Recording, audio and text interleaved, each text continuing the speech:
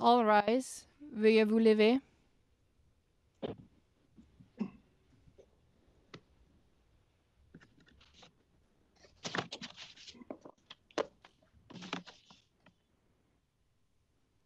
Please be seated. Veuillez vous asseoir.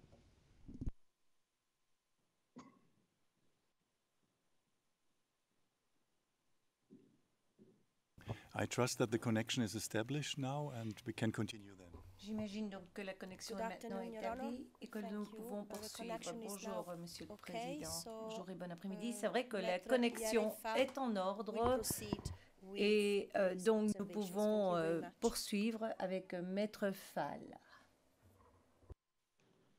Oui, bonjour Monsieur le Président, bonjour Monsieur les juges.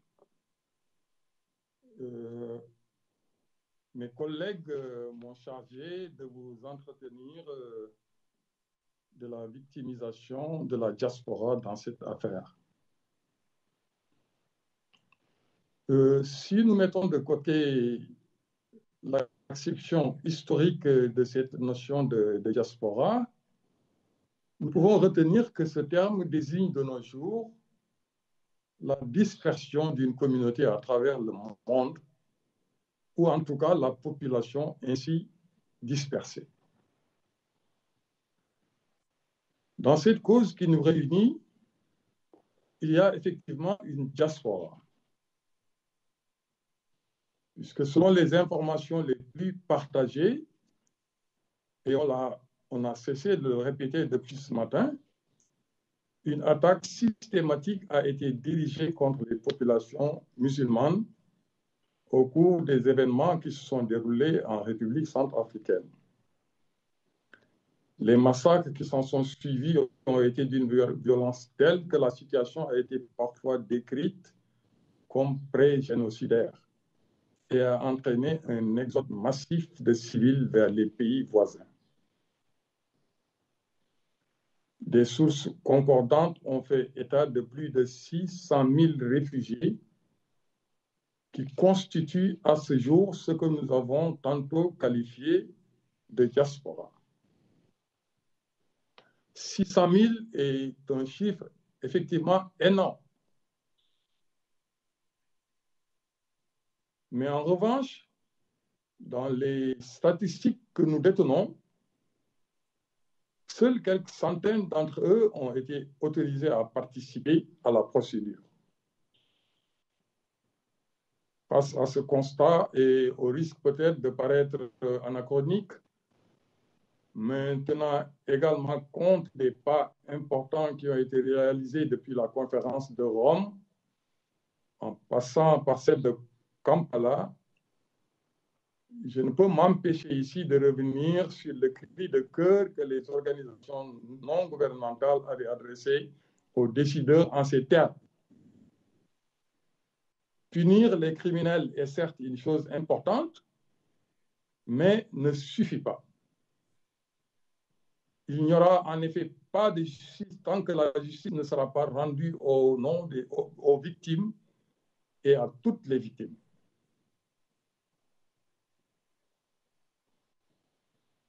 Personne ne peut nier que des efforts énormes ont été accomplis dans la prise en charge de la protection et de la défense des droits des victimes. C'est ici le lieu de rendre hommage à tous les organes pertinents de la Cour qui se sont investis dans cette tâche, mais également au Conseil ainsi que les équipes de terrain qui, au quotidien, tout au long de la procédure et depuis le début, constituent l'interface incontournable entre la Cour et ceux qui, tout compte fait, ont subi dans leur chair et dans leur âme les conséquences des crimes gravissimes qui nous préoccupent en ce moment. Mais à l'arrivée, force est d'admettre qu'il y a encore beaucoup de travail à faire. Beaucoup de travail dans le sens d'une prise en charge complète et efficiente des intérêts des victimes. Il nous semble d'ores et déjà important, sinon impérieux, de garder à l'esprit que même si la sanction pénale, surtout devant votre juridiction, et eu égard à la gravité des faits qui sont poursuivis est importante de par son caractère rétributif et dissuasif. Je voudrais souligner dans une parenthèse que depuis la création de la Cour, certaines choses ne se passent plus, surtout sur notre continent. Il n'en demeure pas moins que les crimes concernés constituent aujourd'hui une situation déjà accomplie, un état de fait sur lequel nous n'avons plus d'emprise. Comme on le dit chez les anglophones, concernant les crimes déjà commis, what's done is done. La question fondamentale qui reste à résoudre, bien entendu après la déclaration de culpabilité, c'est la gestion équitable des conséquences inqualifiables et souvent incalculables que ces atrocités ont causées et continuent encore de causer au quotidien à ceux qui en ont été victimes. Il faut, pour s'en convaincre et toucher du doigt la réalité des choses concernant cette affaire, avoir eu l'occasion de visiter les camps de réfugiés comme ceux existants au Tchad et que nous connaissons. Nous sommes absolument convaincus que sur la détresse physique et mentale, l'angoisse, le stress, la désolation permanente, il est encore possible de faire quelque chose. C'est à cette rude tâche que nous nous sommes attelés depuis maintenant quelques années. L'idée qui est à la base de notre engagement et qui nous conforte dans nos convictions est que, d'une part, les dispositions de l'article 68.3 du statut disposent, et je me plairai à les relire ici, Monsieur le Président,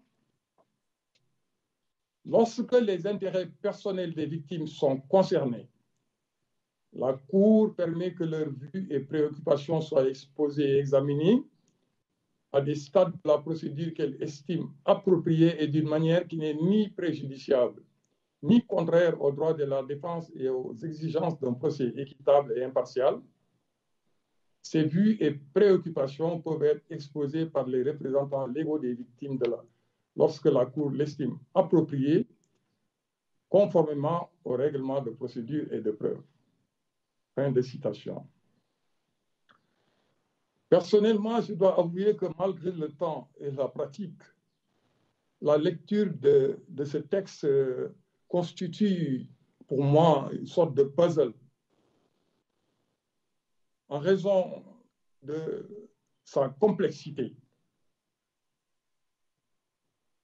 C'est un article qui n'est pas facile, il faut le souligner, à lire, mais nous devons quand même faire avec parce que c'est le cadre juridique dans lequel nous sommes appelés à nous mouvoir. La deuxième idée qui nous conforte dans nos convictions, c'est l'article 85A du règlement de procédure et de preuve qui dispose le terme victime s'entend de toute personne physique qui a subi un préjudice du fait de la commission d'un crime relevant de la compétence de la Cour. Ces deux textes laissent bien penser que les victimes, quelle que soit par ailleurs leur catégorisation, ont un droit général d'accès à la procédure. Mais ainsi que cela a déjà été dit tantôt, seule une portion congrue d'entre elles a été autorisée à participer. Et pour l'essentiel, il s'agit de personnes vivant encore en République centrafricaine, c'est-à-dire le nombre résiduel de ceux qui ont échappé à l'extermination et quelques rares personnes exilées qui, depuis lors, ont volontairement accepté de revenir chez eux. J'insiste sur ce terme « chez eux », car la plupart des personnes que nous avons rencontrées considèrent la République centrafricaine comme la mère patrie.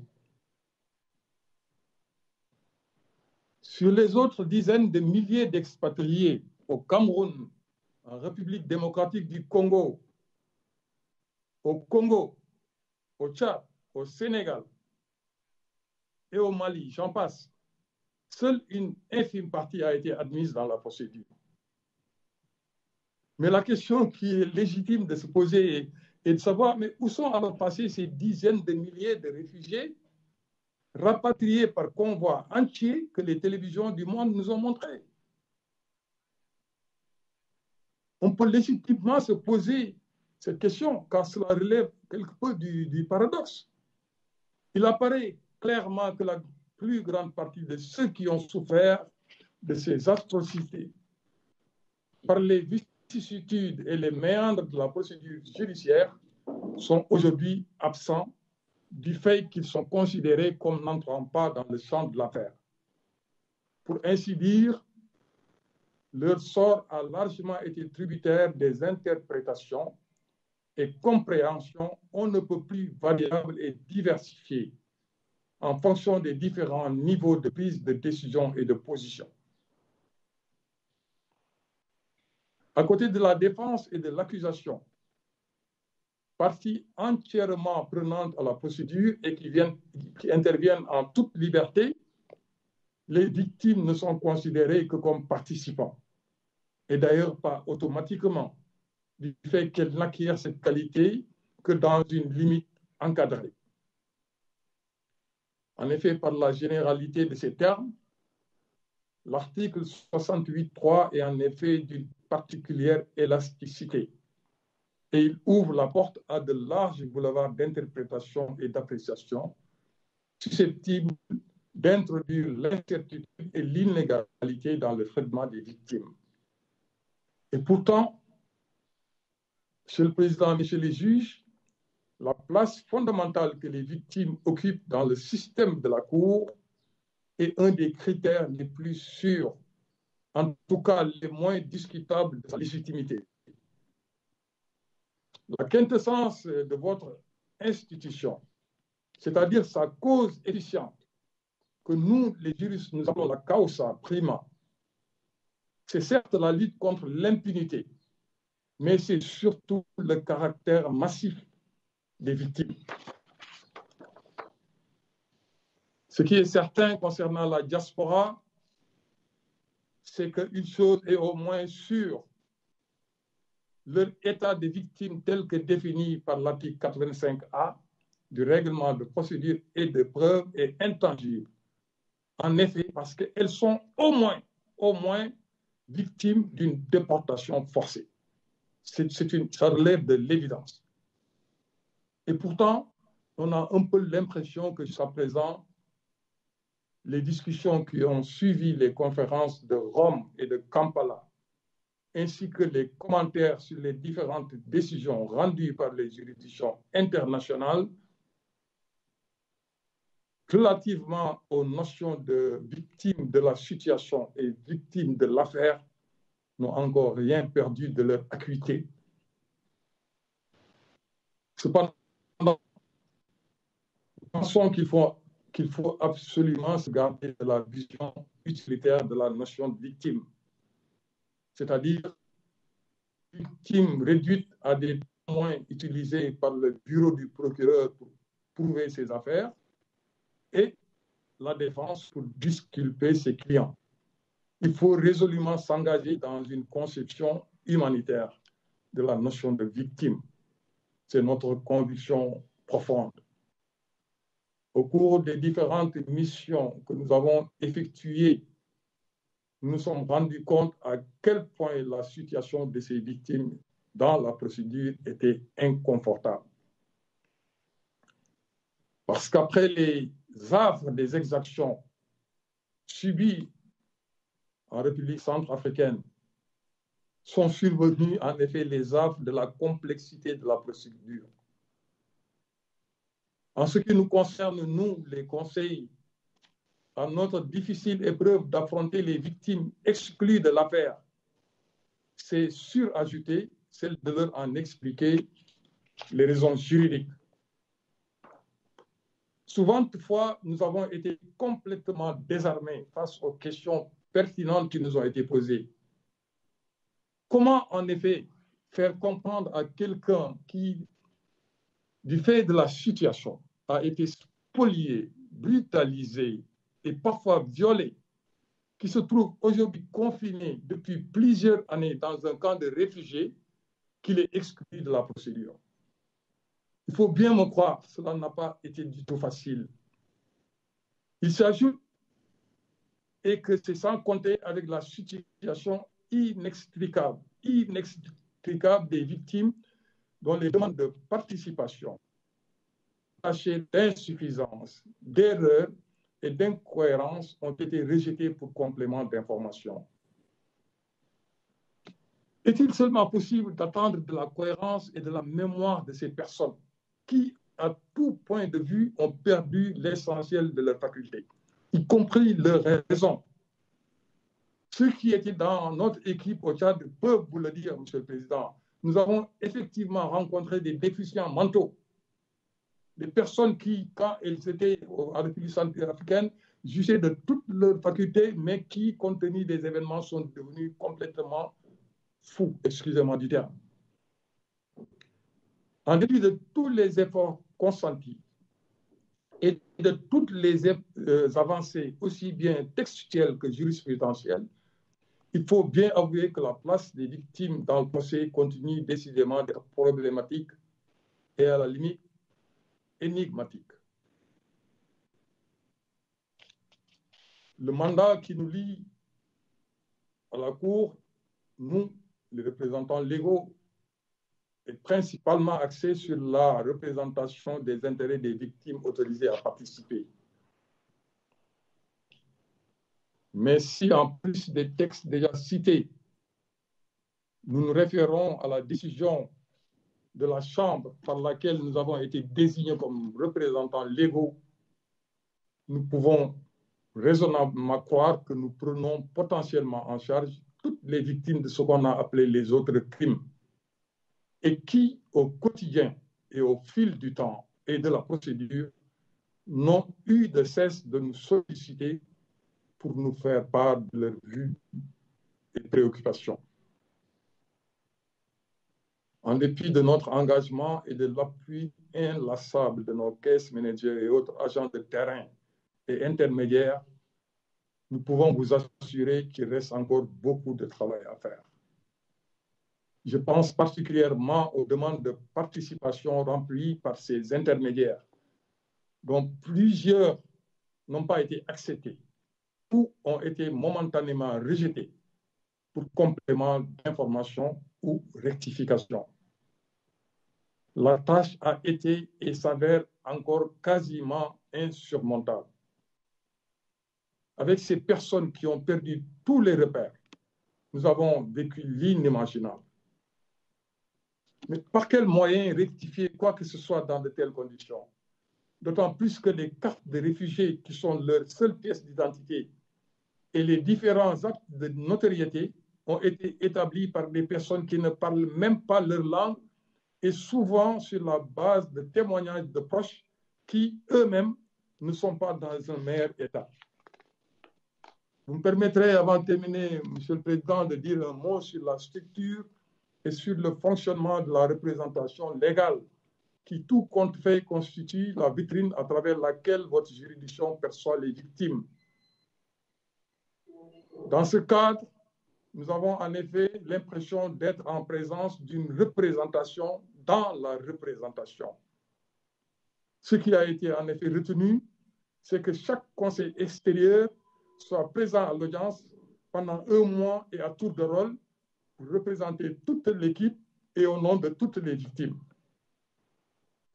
À l'épreuve, cette démarche n'a pas manqué de soulever des difficultés et nous en avons eu des illustrations au cours de cette audience avec ces interruptions de connexion, etc.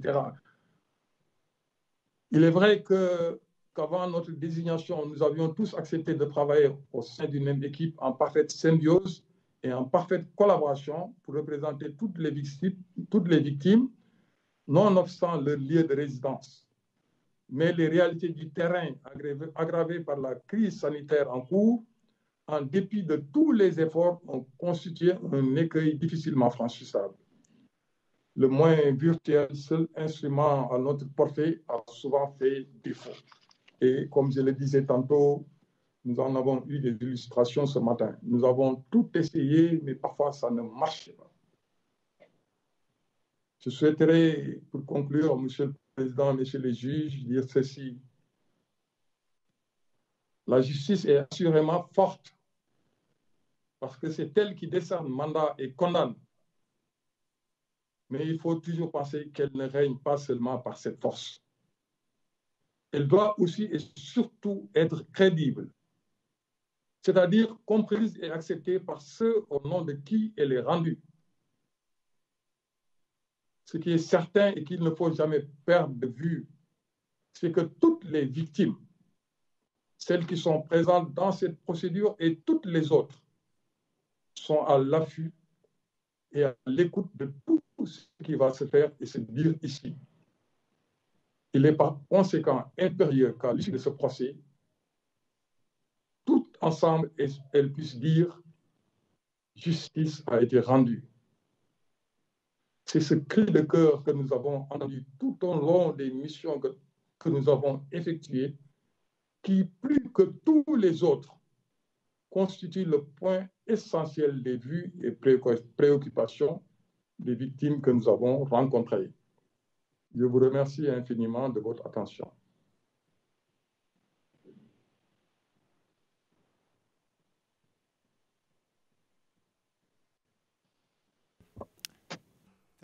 Le Président, merci beaucoup.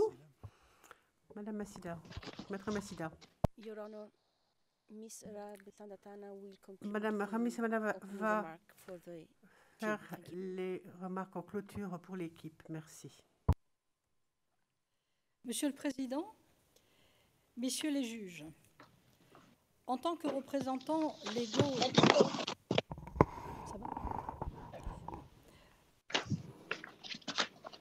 En tant que représentants légaux des victimes, nous sommes la troisième voie. La voie dont vous avez eu la démonstration par les explications de nos confrères, la voie du terrain. Nous sommes la troisième voie. La voie de ceux qui sont opprimés, ceux qui subissent en silence, ceux qui survivent dans un contexte politique fort et violent, qui dépasse chacun et chacune d'entre eux et d'entre nous.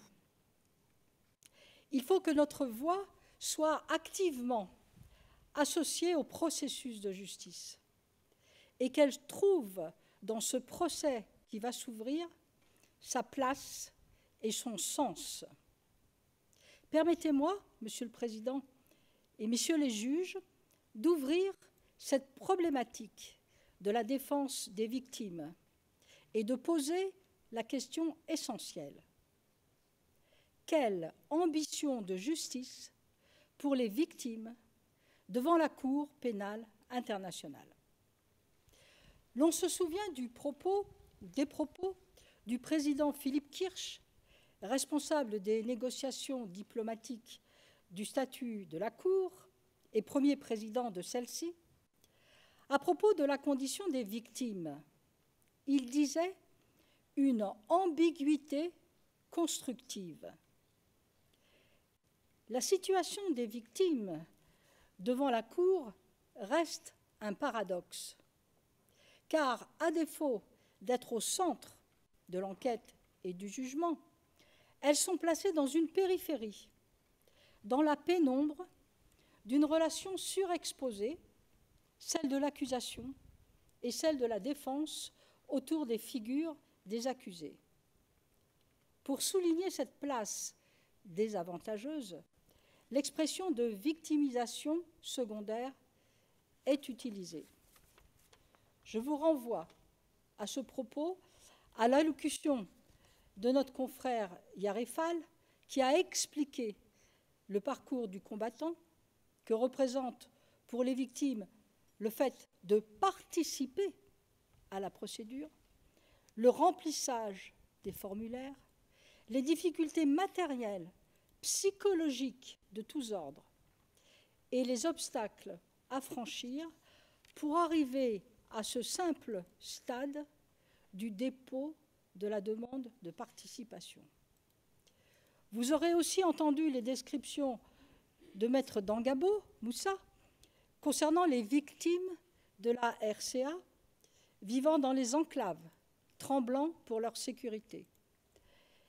Maître Douzima vous a dressé un état de la situation politique actuelle et comment est traitée la population civile qui n'en peut plus de ces luttes de pouvoir et pourquoi elle regrette la restriction du champ territorial. Oui, dès le début, il existe ce processus de victimisation secondaire. Pour autant, parce qu'il fait état des victimes, le statut de Rome est loin sur ce point des initiatives de ses prédécesseurs en matière de justice pénale internationale. Car ni le tribunal militaire de Nuremberg, ni les juridictions pénales ad hoc de Yougoslavie ou du Rwanda n'ont fait place aux victimes. Ce qui ampute le processus de la justice pénale internationale de la cause pour ne se consacrer que sur la conséquence du crime. La logique causale disparaissait au profit d'une analyse strictement conséquentialiste. Grâce à la Cour pénale et merci au statut de Rome, cette logique ne se retrouve pas dans la pratique de la Cour. Pour autant, les victimes restent à la périphérie du procès. La question que la Cour doit se poser et que nous posons, nous, représentants légaux communs des victimes, est celle de faire avancer la cause des victimes. C'est tout simple et c'est notre devoir. Qu'attend-on de la justice pénale? Cette affaire ne permet-elle pas, en tenant compte des précédents dont la Cour a fait preuve, d'aller plus loin encore afin de donner aux dispositions du statut une meilleure place pour les victimes? Car oui, la Cour se doit d'être un exemple pour l'ensemble des juridictions et du droit international. Il nous semble qu'elle doit formuler des principes généraux de droit commun aux différents ordres juridiques et susceptibles de guider l'interprétation à donner aux différentes disciplines du droit. Elle doit contribuer à former des interactions entre le droit international et le droit interne et construire ainsi l'unité du droit. Elle doit favoriser la primauté du droit sur la force, la corruption et la lutte contre l'impunité. Et elle doit, c'est un idéal, mais sans idéaux, nous n'avançons pas, elle doit permettre à un pays de se reconstruire. Nous souhaitons et nous disons que la justice internationale positive ne peut pas, ne doit pas contribuer à fragmenter le droit. L'unité du droit consiste à octroyer une place adéquate aux victimes et ainsi de passer d'une relation duale, binaire, accusation-défense, à une relation à trois, accusation, victime, défense. La Cour ne peut pas créer une fragmentation au risque de faire reposer sur ses épaules une très lourde tâche, car gagner la paix est autrement plus compliqué que gagner la guerre. Cette noble et ambitieuse responsabilité que le statut de la Cour mentionne dans son préambule, en faisant allusion aux générations présentes et futures, comme une condition essentielle à une paix durable, doit être portée par nous, les représentants légaux communs des victimes, et doit contribuer à instaurer une paix à long terme, une stabilité et un développement équitable pour ce pays en sortie de crise. Alors, examinons de près ce statut, celui de cette troisième voie que nous représentons. Alors, le premier constat, c'est la pauvreté de l'approche exégétique du statut lu isolément. Mon confrère Yarefal vous a lu l'article 68, qui effectivement, dans le statut de Rome, mérite notre attention, nous les victimes. Et cet article 68, chapitre 3, indique lorsque les intérêts personnels des victimes sont concernés. La Cour permet que leurs vues et préoccupations soient exposées et examinées à des stades de la procédure qu'elle estime appropriée, etc., etc. Donc ici, le statut octroie aux victimes un droit à l'exposition et à l'examen de leurs vues et préoccupations, à condition que leurs intérêts personnels soient concernés. Il faut bien admettre qu'il s'agit d'une clause particulièrement restrictive, car la notion d'intérêt personnel peut être entendue de façon variable, plus ou moins limitative, selon les chambres et les juges. Heureusement, me direz-vous, il existe l'article 75, réparation en faveur des victimes, où là, il n'y a plus aucun doute, les victimes sont totalement parties au procès et elles bénéficient de droits complets. Mais cet article, pour autant important qu'il soit, force est de constater qu'il se situe à l'extrémité du procès, une fois que le jugement a eu lieu et que la condamnation a été prononcée. Il n'est pas intéressant pour nous aujourd'hui. Il rachète la maigre place qui est accordée aux victimes dans les principes, mais on ne peut pas dire que dans son application jusqu'à maintenant, ce soit un réel succès pour les victimes, car depuis 2005, 2 ordonnances de réparation seulement ont été rendues dans les affaires Almadi et Katanga.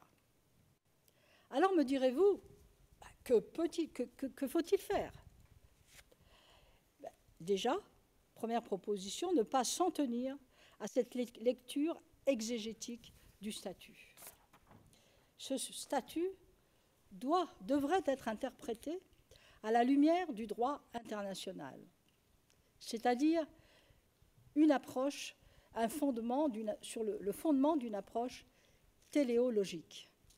La lecture exégétique n'est pas conforme au canon de l'interprétation du droit international des traités. Et là, il y a 2 pistes au niveau du raisonnement. Vous avez la Convention de Vienne sur le droit des traités et vous avez les textes de l'ONU. Alors, la Convention de Vienne sur le droit des traités du 23 mai 1969 règle, dans son article 31, chapitre 1, indique un traité, c'est important, doit être interprété de bonne foi suivant le sens ordinaire à attribuer aux termes du traité dans leur contexte et à la lumière de son objet et de son but. L'objet et le but, ici, consiste à rendre justice, une justice complète, sans tronçonner ou amputer l'acte même qui fait justice, c'est-à-dire punir sans les victimes ou réparer sans les accuser. Seraient ignorées les 2 faces de l'acte. L'acte de justice, punir et réparer, en plaçant les victimes dans le procès et non à sa périphérie. Voilà ce que nous disons, et c'est une 2e proposition. Et cet article 31, chapitre 3 de la Convention de Vienne, continue en indiquant qu'il sera tenu compte, en même temps que du contexte, de tout accord ultérieur intervenu entre les parties, c'est ce qui se fait, de toute autre pratique ultérieurement suivie, de toute règle pertinente de droit international applicable dans les relations entre les parties. Cet article 31 de la Convention de Vienne sur le droit des traités est fondamental pour notre position de représentants légaux des victimes. C'est rendre aux victimes leur juste place dans le procès. Alors, l'autre volet, interpréter le statut à la lumière du droit international. Ça signifie aussi, la Cour pénale ne peut plus ignorer l'article 31, chapitre 3 du traité de Vienne, de la Convention de Vienne, mais elle ne peut pas non plus ignorer l'apport considérable qu'ont fait les Nations Unies en termes de place faite aux victimes. Et ceci vaut pour l'acte de justice nationale et internationale. C'est la déclaration des principes fondamentaux de justice relatifs aux victimes de la criminalité et aux victimes d'abus de pouvoir, adoptée par l'Assemblée générale dans sa résolution 4034 du 29 novembre 1985, qui définit la notion de victime d'une manière très complète. Alors, on entend par victime, premièrement, des personnes qui, individuellement ou collectivement, ont subi un préjudice, notamment une atteinte à leur intégrité physique ou mentale, une souffrance morale, une perte matérielle, ou une atteinte grave à leurs droits fondamentaux en raison d'actes ou d'omissions qui enfreignent les lois pénales en vigueur dans un État membre, y compris celles qui proscrivent les abus criminels de pouvoir. Et cette déclaration continue sur la qualification de la victime, que l'auteur soit ou non identifié, arrêté, poursuivi ou déclaré coupable, quels que soient ses liens de parenté. Le terme victime inclut aussi, le cas échéant, la famille proche ou les personnes à la charge de la victime directe et les personnes qui ont subi un préjudice en intervenant pour venir en aide aux victimes en détresse ou pour empêcher la victimisation. Et précision, les dispositions de la présente section s'appliquent à tous, sans distinction aucune, notamment de race, de couleur, de sexe, d'âge, de langue, de religion, de nationalité, d'opinion politique ou autre, de croyances ou pratiques culturelles, de fortune, de naissance ou de situation de famille, d'origine ethnique ou sociale et de capacité physique. Et enfin, et c'est là le plus important, il est dit que les victimes doivent être traitées avec compassion et dans le respect de leur dignité, et il est dit qu'elles ont droit à l'accès aux instances judiciaires et à une réparation rapide du préjudice qu'elles ont subi. Voilà les textes de l'ONU. Le statut de la CPI reste en deçà de ces exigences. Et les raisons avancées pour réduire à portion congrue la place des victimes sont fondées sur une vision isolationniste du statut.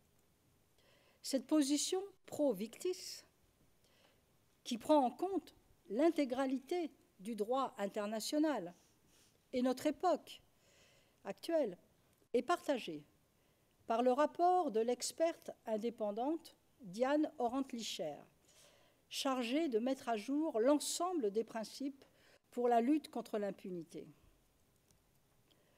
Elle indique « Si l'initiative des poursuites relève en premier lieu des missions de l'État, les victimes, leurs familles et leurs héritiers devraient pouvoir eux-mêmes en être à l'origine, individuellement ou collectivement, notamment en se constituant partie civile ou par voie de citation directe dans les États où cette procédure est reconnue.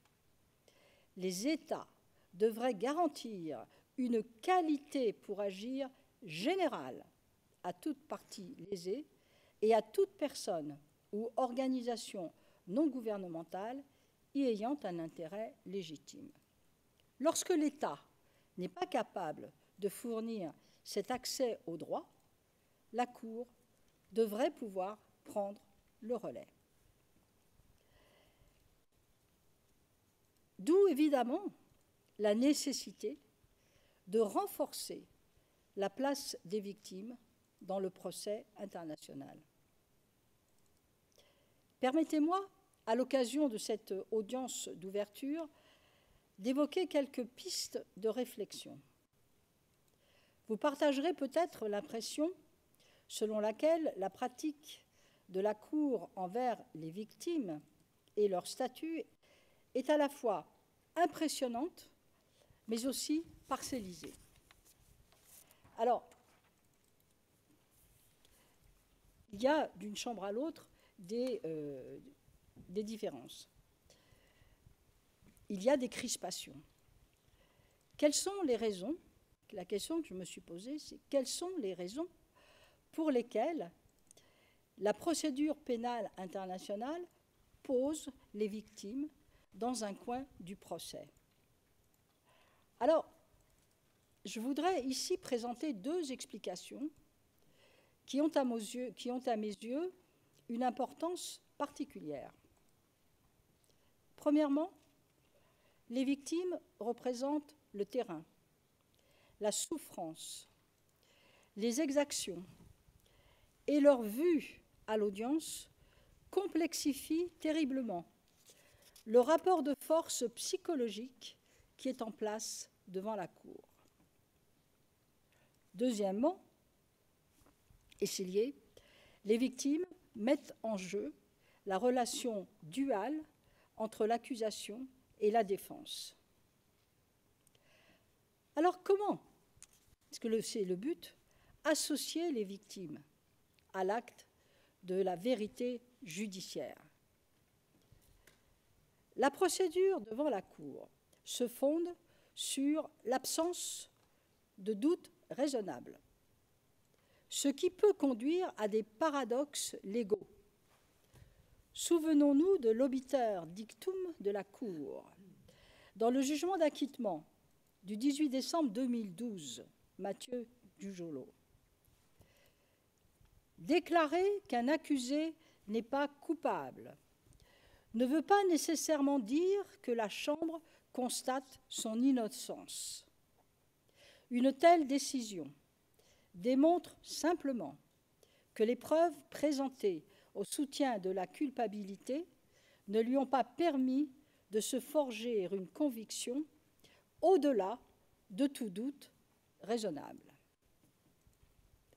Autant est-il impérativement nécessaire que la déclaration de culpabilité soit fondée sur des preuves qui doivent pouvoir être pesées et sous-pesées par le procureur et la défense, autant est-il dommageable que la justice ne soit pas faite, comme l'indique le jugement Dujolo. Comme vous le savez, le système de l'intime conviction, qui n'est pas appliqué devant votre cour, c'est plutôt le droit romano-germanique, le droit continental, donc est qualifié par certains comme revêtant un caractère subjectif accentué. Le système du doute raisonnable est en revanche appliqué.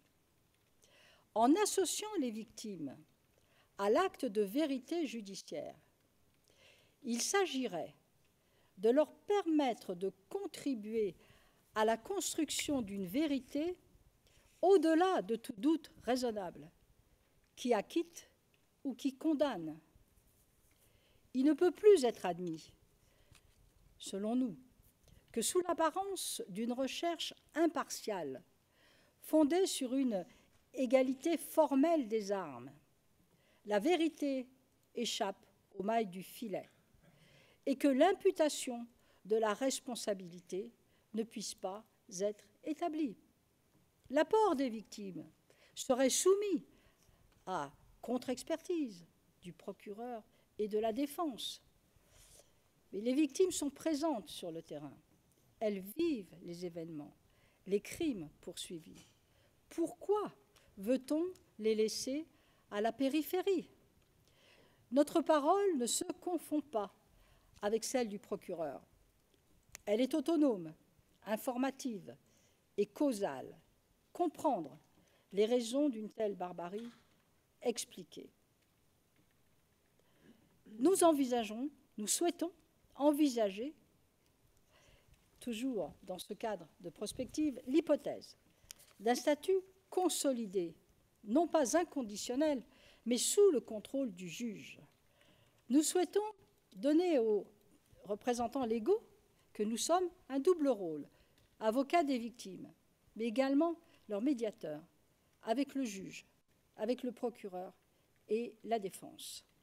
Et c'est à nous, les représentants légaux des victimes, par le raisonnement juridique, par la science du droit, par nos compétences, d'ouvrir nos intelligences et nos cœurs pour aller vers cette justice globale qu'attendent les victimes. Écoutons ce qu'elles ont à dire, trouvons des accords, travaillons comme partenaires loyaux et égaux avec la défense et l'accusation, recherchons dans chaque situation la vérité, que celle-ci soit dite et reconnue. Cette vérité judiciaire, les victimes en ont besoin. Il ne s'agit pas d'exposer peines et chagrins, comme le ferait une commission de justice et vérité. Il s'agit d'associer les victimes à l'acte de la vérité judiciaire. Et à travers cette action, à travers cette justice globale, inclusive, elles pourront trouver une forme de soulagement. Je n'irai pas jusqu'à l'apaisement, mais une forme de soulagement qui leur permettra de se construire individuellement et collectivement. L'un ne va pas sans l'autre. Elles ont besoin que la justice passe, que des vérités soient dites. Une nation, un peuple, ne peut se construire sur des trous, sur des mensonges, sur des occultations de l'histoire. Sans cette justice vérité, ces victimes ne peuvent pas faire de choix. La greffe dans le pays d'accueil, dans le pays du refuge, ne peut pas prendre. Et le retour dans leur pays natal est impossible. Le verdict qui arrivera à la fin de ce débat judiciaire, auquel elles auront été pleinement associées, sera d'autant mieux compris et accepté. À nous de permettre cette résilience collective et individuelle. La paix s'apprend, se discute et se construit. Merci de m'avoir écouté.